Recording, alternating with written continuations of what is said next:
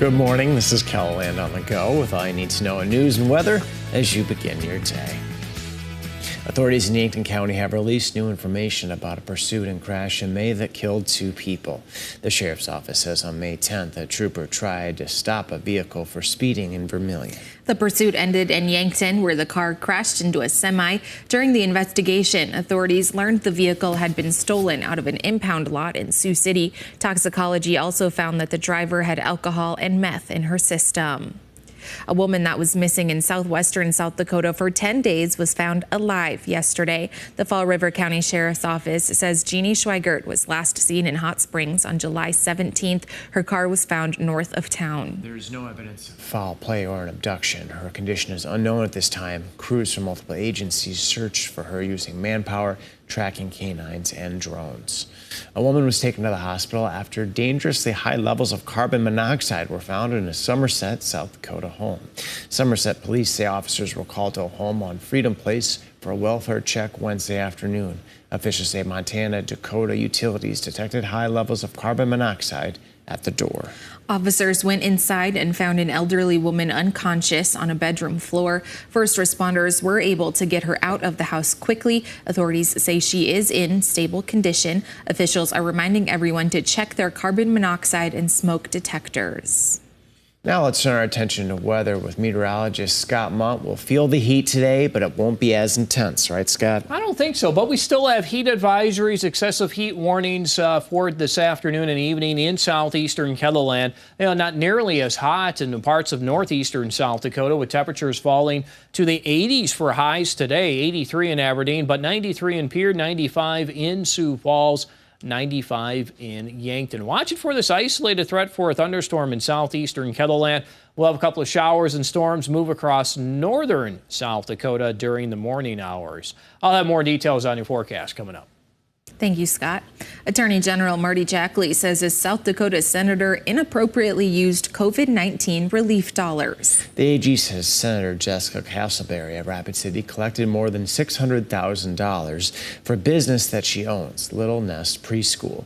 Jackley says the Supreme Court ruled in 2020 that such payments to elected officials were illegal. The AG says Castleberry must repay the full amount. The state says the senator has 10 days to respond. Governor Kristi Noem appointed Castleberry to the Senate in 2020. Noem sent a letter to the Attorney General asking for the investigation into the senator's use of COVID funds. Things are almost back to normal at a Brandon Bar and Grill after a pickup crashed into the building on July 16th. The Gruff opened less than a year ago, but has become a favorite eating place. The staff decided to get a little creative with the reconstruction, placing a piece of plywood over the front door with sayings like "not a drive-through" and "our new hit restaurant." The staff, they were a little shaken up. As you could imagine, you have a full-size vehicle coming through your front door. You don't expect to see that every day.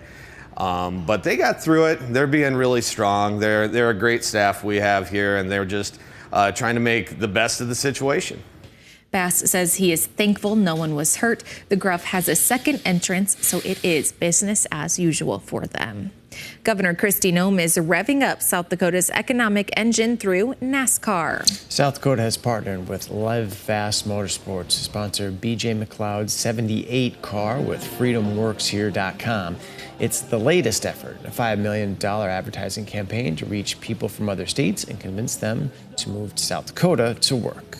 We looked at sponsoring NASCAR's races before and partnering with teams in the past because a lot of that demographic is who we're talking to. You can see McLeod's 78 car with freedomworkshere.com sponsorship this Sunday at Richmond Raceway when NASCAR drops the green flag.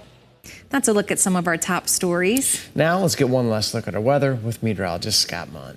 All right, good morning, everybody. Showers and thunderstorms during the late morning hours. I think they will pass through north central, northeastern South Dakota as they continue to move to the east out of Kellaland. We'll have to watch for some developing thunderstorms in the southeastern South Dakota. There's that isolated risk in the southeast.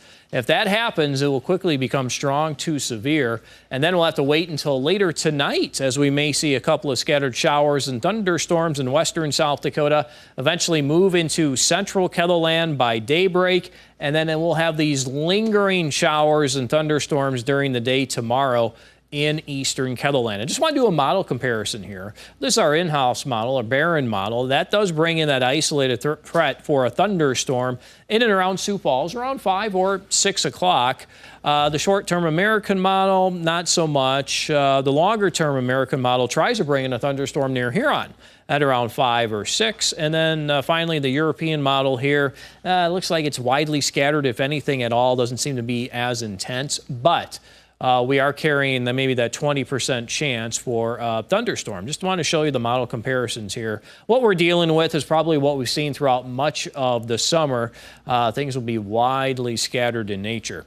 If anything does develop, again, it may become strong to severe rather quickly. There is that enhanced risk for severe weather that takes us just to the east of Mitchell, includes Sioux Falls, Yankton areas to the east. Hail and wind being the main threat with any storm that does develop. So for today, temperatures will reach the 80s and 90s for afternoon highs, 50s and 60s for lows tonight. And then for tomorrow, you can expect a cooler day with highs in the 80s. And for details of the 7-day forecast, you can go ahead and check that out while you're here online. Have a great day.